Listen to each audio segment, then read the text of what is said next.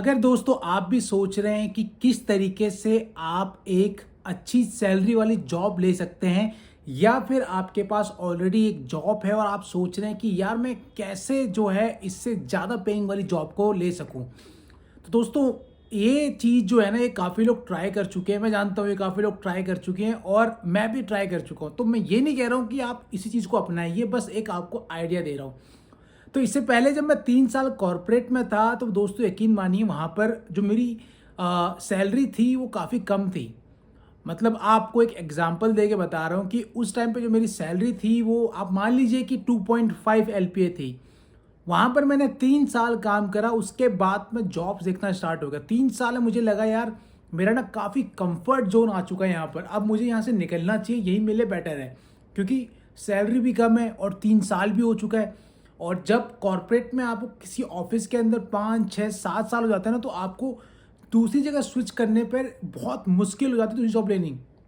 क्योंकि लोग कहते हैं यार आपको तो यहाँ 5 से लेके 7 साल हो गए, आप इस कंपनी में इतने लंबे टाइम तक क्यों रुके, मतलब आपको ग्रोथ मिली क्या मिली। फिर वो देखते हैं कि 5 7 साल बाद आपकी सैलरी भी कम है। तो मैंने क्या करा, मेरे को 3 साल हो चुके थे और मेरी जो सैलरी आप मान लीजिए 2.5 एलपीए थी। अब मैंने सोचा यार अब इस सैलरी को बढ़ाना पड़ेगा, यार इतने में गुजारा नहीं चलने वाला। तो मैंने क्या किया, उसी बीच दूसरी जॉब देखना स्टार्ट कर दिया। जब मैं दूसरी जॉब देखना स्टार्ट कर दिया, अब मैंने काफ़ी जगहों पे इंटरव्यूज़ दिए और उसके बाद अपने हाथ में एक कंपनी का जो लेटर ऑफ इंटेंट आप कह लीजिए जॉइनिंग लेटर ले लिया। उसके बाद मैंने अपनी कंपनी और मैनेजर को भेजा वो रेजिग्नेशन लेटर। तो रेजिग्नेशन लेटर देखते के साथ ही हाफ एन आवर के अंदर मेरे मैनेजर ने मुझे कॉल कर लिया और बोला कि भाई क्या बात हो गई, तू जॉब छोड़ा। और हर कोई मैनेजर करता है। तो उसके बाद उसने वही सेम चीज़ें मेरे साथ निगोशिएशन कर रहा है कि यार तू मत जा इस कंपनी से, तेरे को 3 साल हो गए, तू हमारे वैल्यूबल है। मैंने कहा यार सर ये सब कुछ ठीक है, लेकिन of course we all are looking for pay raise. अगर आपकी सैलरी अच्छी नहीं है, why would I stay with this company. तो उन्होंने बोला ठीक है, तुझे दूसरी कंपनी क्या ऑफर कर रही है। मैंने बताया, उन्होंने सेम वही मुझे ऑफर कर लिया। मतलब ये देखिए, अगर दूसरी कंपनी मुझे वहाँ पर 3.5 एलपीए ऑफर कर रही है तो उन्होंने मुझे वो 3.5 दे दिया। तो दोस्तों आप अपनी कीमत समझ रहे हैं, आप अपनी अहमियत समझ रहे हैं उस ऑफिस के अंदर।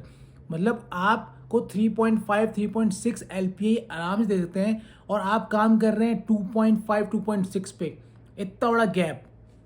तो आपको भी यही सजेस्ट करूँगा कि जितनी जल्दी हो सके दूसरी जगह पे इंटरव्यूज़ दीजिए, जॉइनिंग लेटर लीजिए। और अगर आप सोच रहे हैं कि यार इन सब में टाइम वेस्ट होगा, तो आप ना सोच समझ के प्लानिंग के साथ अपने ऑफिस में रेजिग्नेशन डाल दीजिए।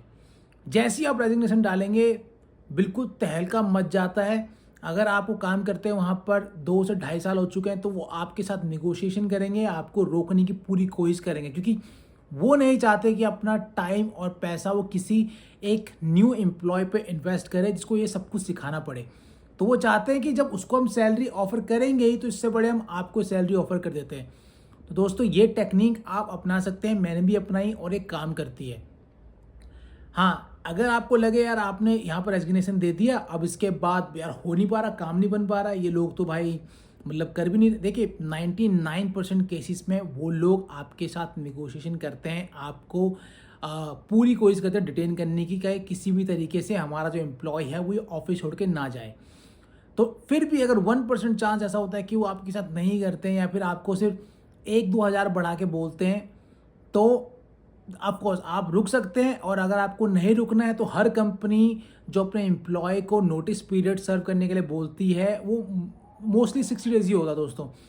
तो वो 60 डेज आपको पूरा सर्व करना चाहिए, उस बीच में जॉब देखनी चाहिए। अगर आपको लग रहा है यार 1 महीना बीत गया, 1.5 महीना बीत गया, मुझे कहीं जॉब नहीं मिल रही, उसके बाद मना कर दीजिए कि ठीक है भाई मैं इसी कंपनी के साथ रुक रहा हूँ।